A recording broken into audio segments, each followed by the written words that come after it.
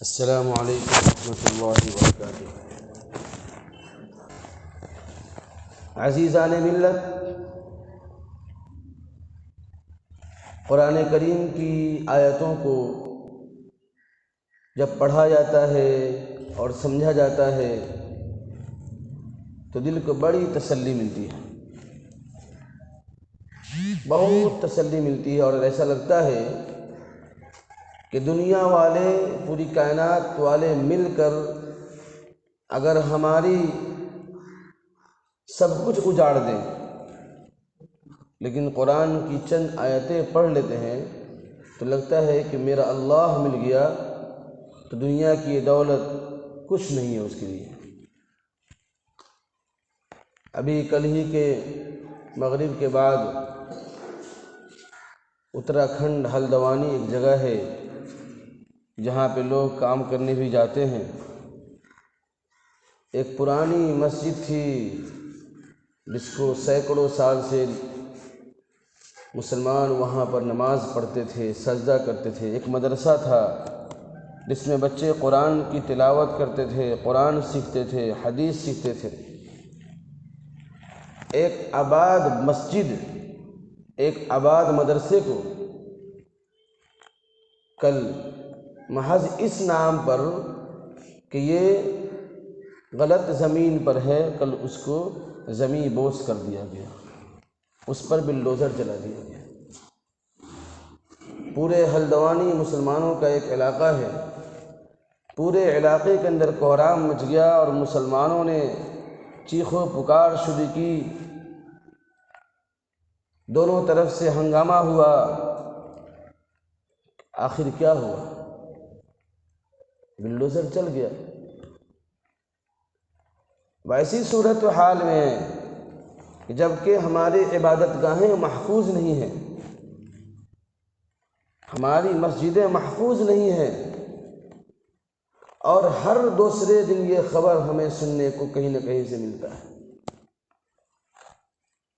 یہ دجالی وقت ہے میرے دوستو، دجالی وقت ہے۔ جب دجال رونما ہوگا تو لوگوں کو اکسائے گا، بھڑکائے گا، ان کے منہ کا نوالا چھینے گا، ان کے سر پر سے چھت چھینے گا اور کہے گا کہ مجھ کو اپنا سب کچھ مانو، میں تجھے نوالا بھی دوں گا، میں تجھے گھر بھی دوں گا، میں تجھے چھت بھی دوں گا۔ اس دجالی فتنے کے اندر جو دجال کا مان لے گا، اس کو تھوڑی دیر کے لیے تو عیش اور عشرت، خوشی مل جائے گی، لیکن اس کی موت کفر کی حالت میں ہوگی۔ جو اسی دجال کے سامنے بزبان صدق، سچی زبان سے یہ بات کہے گا، نہیں نہیں نہیں، تو دجال ہے، تو جہنم کا راستہ بتلا رہا ہے، تو میرے جسم کے 100 ٹکڑے بھی کر دے لیکن میرے زبان سے کلمہ طیب لا الہ الا اللہ محمد الرسول اللہ کے علاوہ کچھ بھی نہیں ہے۔ لیکن میرے بھائیو، بزرگوں اور دوستو، میں ابھی آپ کے سامنے بول رہا ہوں تو آپ حضرات یا میں، ہم لوگ یہ کلمہ ساتھ میں پڑھ لے رہے ہیں، لیکن جب تعلق اللہ کے گھر سے نہیں ہوگا، جب مجلس، دینی مجلس نہیں ملے گی، اور جب محبت اللہ والوں سے نہیں ہوگی، اور جب کبھی قرآن کھولنے کی توفیق نہیں ہوگی، جب کبھی حدیث سننے کا موقع نہیں ملے گا، تو آپ اس وقت لاکھ کہہ لیں گے کلمہ طیبہ لا الہ الا اللہ محمد رسول اللہ، لیکن جب حالات آئیں گے تو آپ نہیں ٹک پائیں گے۔ میری ان باتوں کو یاد رکھ لیجیے آپ لوگ، میں آپ ہی حضرات سے بول رہا ہوں، میری ان باتوں کو یاد رکھ لیجیے۔ ہمارے لکڑ دادا، ہمارے پردادا، ہمارے دادا کے دادا، ہمارے باپ مدرسہ بنائے، مسجد بنائے، یہ مولوی کیسا بھونک رہا ہے، بول رہا ہے کہ ہم اسلام سے پھر جائیں گے۔ ارے باپ دادا بنائے ہیں، ان کے اثر 100 سال تک باقی ہے کہ ہم لوگ ابھی ہیں، لیکن آپ تو باپ داداؤں کی بنی بنائی چیزوں کو آباد نہیں کر رہے ہیں۔ جس قرآن کی اس ہندوستان میں حفاظت کرنے کے لیے لاکھوں علماء کرام نے شہید اپنے گردنیں کٹا دی، اس قرآن کو کبھی آپ پوچھتے بھی نہیں، اس پہ جالے لگ جاتے ہیں، کبھی اس کو پوچھتے بھی نہیں، اور جب اس کے ورق پھٹ جاتے ہیں تو فون کر کے پوچھتے ہیں کہ مولوی صاحب میرے گھر میں قرآن ایک بوسیدہ ہو گیا ہے، پھٹ گیا ہے، اب اس کو کیا کیا جائے۔ اگر پلٹ کر کے مولوی صاحب پوچھ دیں کہ کبھی اس قرآن کو تم نے کھول کر کے پڑھا ہے، تو اگلے دن اس مولوی صاحب کو چندہ نہیں دیں گے آپ۔ اتنی تکلیف آپ کو ہو جائے گی صرف سوال کرنے سے۔ کوئی قرآن نہیں پڑھتے، کوئی قرآن نہیں پڑھتے، کوئی نہیں پڑھتے، صاف بات ہے ایک دم، کوئی ڈھکی چھپائی بات نہیں ہے۔ 1000 میں سے 50 لوگ پڑھتے ہیں، 1000 میں سے، تو 50 لوگوں کی کوئی گنتی نہیں ہے، کوئی گنتی نہیں ہے۔ آئے دن حالات سنائے جا رہے ہیں لیکن احساس نہیں ہو رہا۔ کل مغرب کے بعد بیٹھ کر کے چند علماء کرام ہم لوگوں نے کہ مٹکورے کے رات میں جو بدعات و رسومات ہوتا ہے، اللہ کے فضل سے، اللہ کی طرف توجہ کرنے سے اللہ پاک کچھ لوگوں کو بات سمجھاتا ہے۔ سکٹا دیوراج کے اندر ایک محنت چل رہی ہے، میں بھی چاہتا ہوں کہ ہمارے نوجوان یہاں پر جو ہے میرا ساتھ دیں، تاکہ میں جب بھی سکٹا جاتا ہوں وہاں سے افسوس ہو کر واپس لوٹتا ہوں اور کہتا ہوں وہاں کے 2-3 ہمارے ساتھی جو علماء ہیں کہ دعا کیجئے کہ ہمارے یہاں بھی چند نوجوان ہمارے ساتھ ہو جائیں۔ اکیلے کوئی کچھ نہیں کر سکتا ہے، کوئی کچھ نہیں کر سکتا اکیلے۔ دین کا بات اگر ہم کھڑے ہو کر کہنے لگے تو آپ ہی کل ہمارے لیے 10 عیب نکال دیجیے گا۔ ظاہر سی بات، میں انسان ہوں، عیب میرے اندر بھی ہے، میں پاک نہیں ہوں، میں انسان ہوں، کبھی میں جھوٹ بھی بول دیتا ہوں گا، کبھی مجھ سے وعدہ خلافی بھی ہوتی ہوگی۔ میں کوئی صاف ستھری بات کر رہا ہوں، میں کوئی دودھ کا دھلا نہیں، میں فرشتہ نہیں ہوں، میں نبی نہیں ہوں، میں صحابہ نہیں بن سکتا ہوں،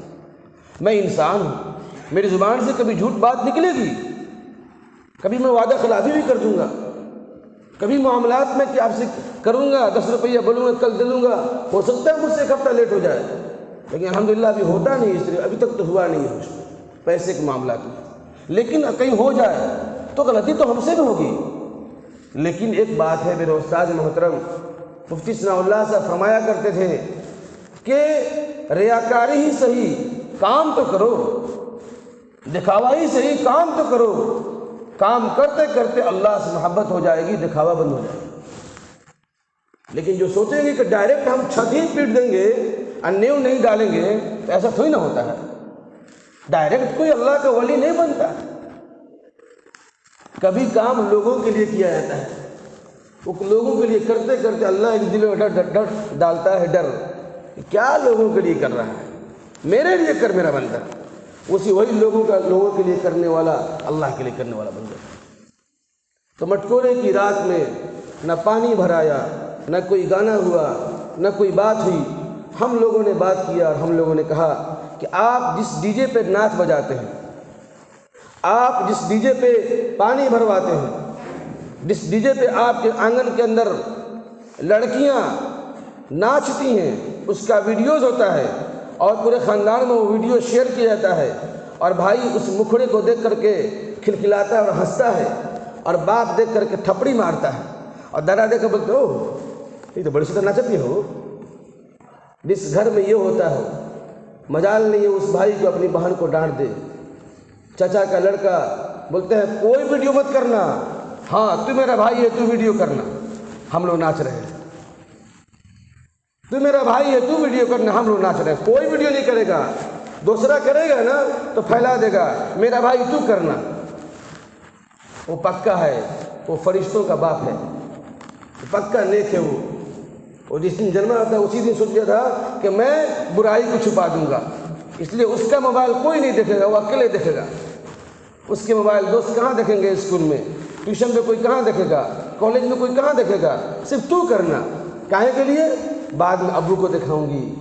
بھیا کو دکھاؤں گی، دادا کو دکھاؤں گی، نانی کو دکھاؤں گی۔ ہم لوگوں نے ان سے بات کیا، الحمدللہ جس مٹکورے پر دھوم دھام ہوتی تھی، اس مٹکورے پہ 4-5 علماء کرام آئے،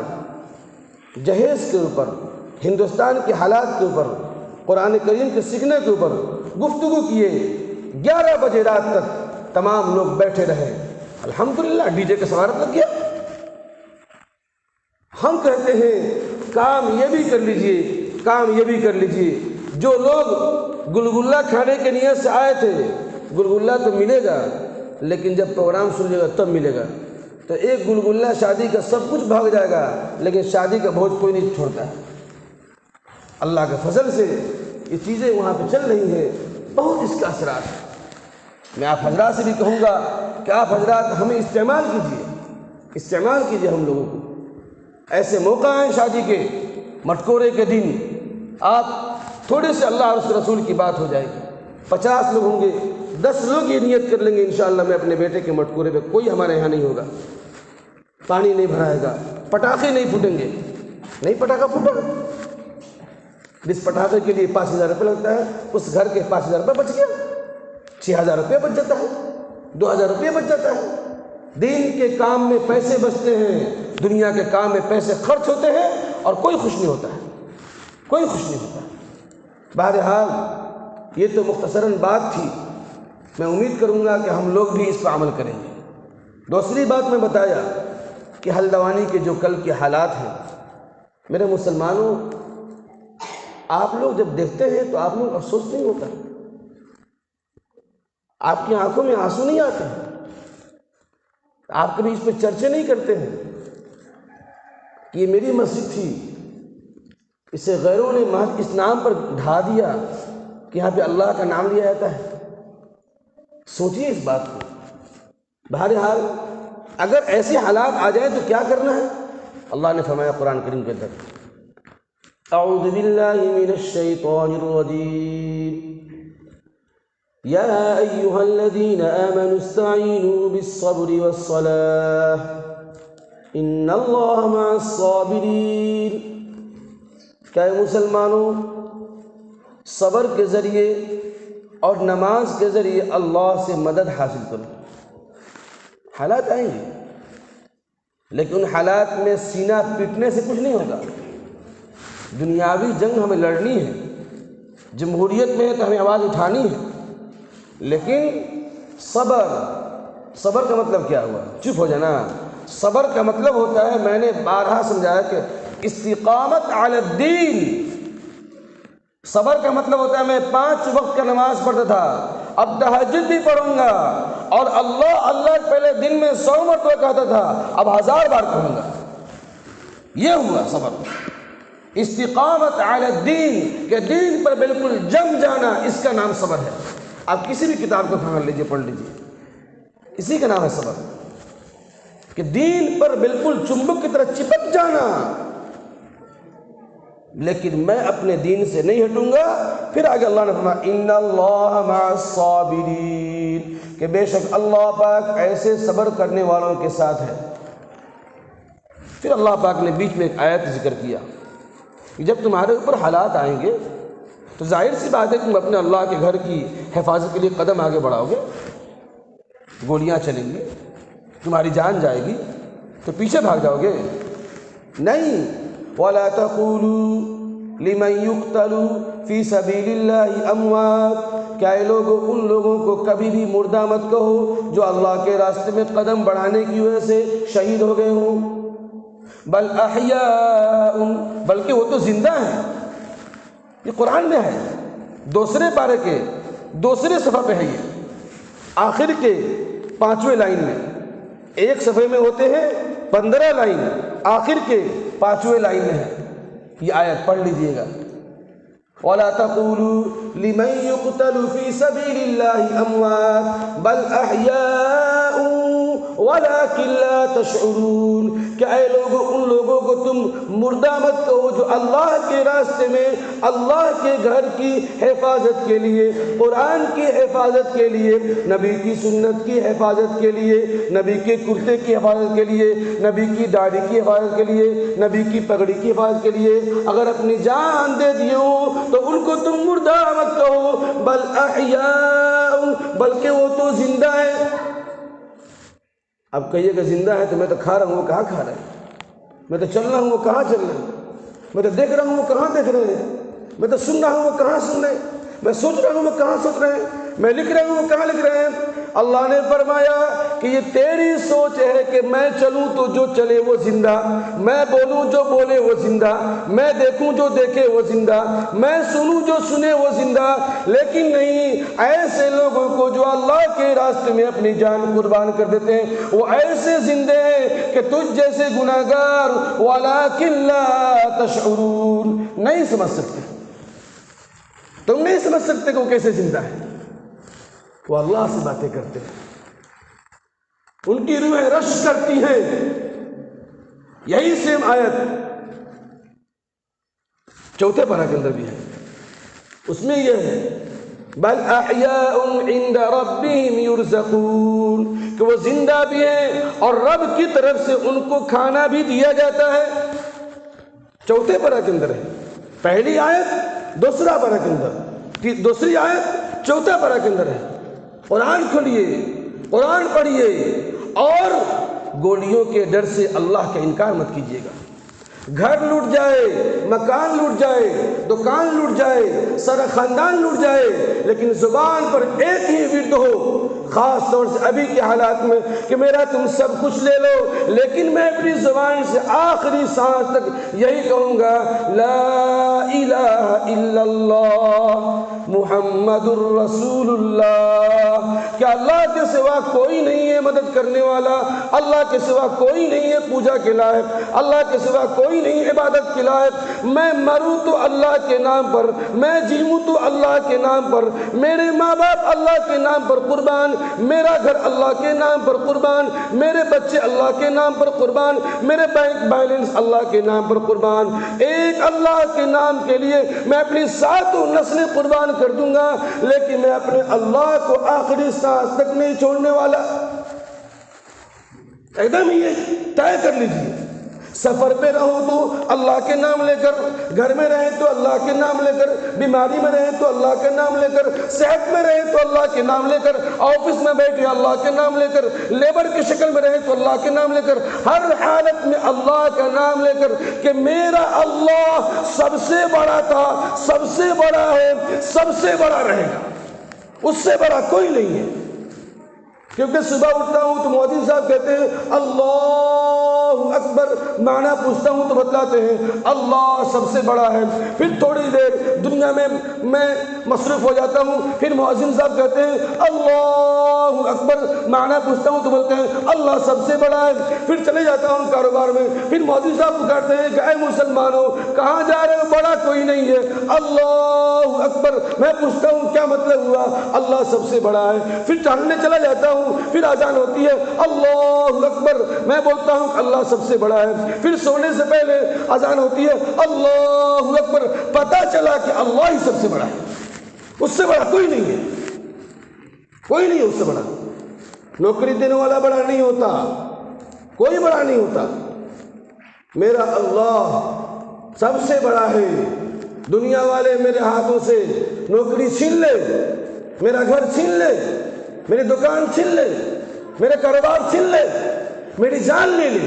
ہم نے تو قرآن کی آیت پڑھا وَلَنَبْلُوَنَّكُمْ بِشَيْءٍ مِّنَ الْخَوْفِ وَالْجُوعِ وَنَقْصٍ مِّنَ الْأَمْوَالِ وَالْأَنفُسِ وَالثَّمَرَاتِ، میرا اللہ نے اس میں صاف صاف لکھ دیا ہے کہ اے میرے بندو میں تم کو آزماؤں گا، کبھی بھوک کے ذریعے میں تم کو آزماؤں گا، کبھی تمہاری جان لے کر کے میں تم کو آزماؤں گا، کبھی تمہاری کھیتوں میں فصل کم کر کے میں تم کو آزماؤں گا، کبھی تمہارے باغیچے میں پھل کم کر کے میں تم کو آزماؤں گا، ان تمام حالات سے میں آزماؤں گا۔ اور اس کے بعد اللہ نے آخر میں فرمایا وَبَشِّرِ الصَّابِرِينَ کہ تو بھوکا رہ کر کے بھی اللہ کا نام لیا، تیری جان گولیوں سے محض اللہ کے نام کی وجہ سے بھونڈی گئی، پھر بھی تو اللہ کا نام لیا، تیرے کھیت میں فصل کم ہوئے تو اللہ کا نام لیا، تیرے باغیچے میں پھل کم ہوئے تو اللہ کا نام لیا اور صبر کیا، اور کیا کہتا ہے آخر میں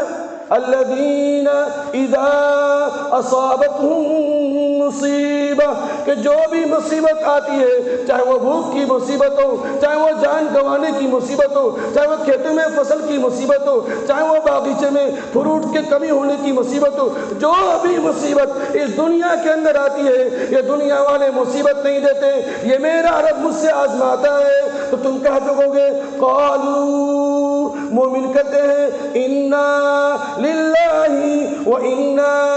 الیہ راجعون، کہ ہم سب اللہ کے اور اللہ ہی کی طرف لوٹنے والے ہیں، اور یہ مصیبت اللہ پاک نے ہمیں آزمانے کے لیے دیا ہے۔ یہ قرآن کریم کا میں ترجمہ کر رہا ہوں، اس لیے میرے بھائیو بزرگوں اور دوستوں، کتنا مثال دوں آپ لوگوں کو، نوجوانوں کو، قرآن پڑھتے نہیں، حدیث کے بارے میں سوچتے نہیں، نماز کو اتنا وعدہ کرا رہا ہوں، آتے نہیں۔ کیا ہوگا کل اگر اس مسجد پر چلے گی بلڈوزر تو سب کچھاڑ بن کر کے آئیں گے پرشاسن سے لڑنے کے لیے کہ میری مسجد آپ چلا رہے ہیں بلڈوزر، تو کہے کبھی آتے ہو تو سر نیچے کر کے الٹا پاؤں لٹک جائیں گے۔ میرے بھائی بزرگوں دوستو، ان حالات میں اگر مسلمان اللہ کو یاد نہیں کرے، اپنا یہ دامن آنسوؤں سے نہیں بھگو پائے، بوڑھوں کی داڑھی اگر تر نہ ہوئی، نوجوان سنتوں کو پابندی سے کرنے کا عہد نہ کیے، تو کب کریں گے؟ بہرحال میری باتوں پہ غور کیجیے گا، اگر واقعی میں بات صحیح بول رہا ہوں تو ہم سب کو، میں اپنے آپ سے بول رہا ہوں، زندگی کے رخ کو بدلنے کی کوشش کیجیے گا، ورنہ ہر چوک چوراہوں پر ہمارے ایمان کے خریدار کھڑے ہیں، نوکری کے لالچ میں، گھر کے لالچ میں، دکان کے لالچ میں، کہیں ایسا نہ ہمارا ایمان وہ خرید لے۔ اللہ پاک سے دعا ہے کہ اللہ پاک ہم سب کو، اور خاص طور سے ہمارے ہندوستان کے نوجوانوں کو، دینی شعور بیدار کرنے کی توفیق نصیب فرمائے، اور اللہ کے گھر کو آباد کرنے کی آبادی کی فکر کرنے کی توفیق نصیب فرمائے، آپسی اختلاف سے بچا دے، آپسی نا اتفاقی سے بچا دے، میل محبت کے ساتھ اسلام کی خدمت کرنے کی ہم سب کو توفیق عطا فرما دے، آمین۔ وآخر دعوانا ان الحمد للہ رب العالمین۔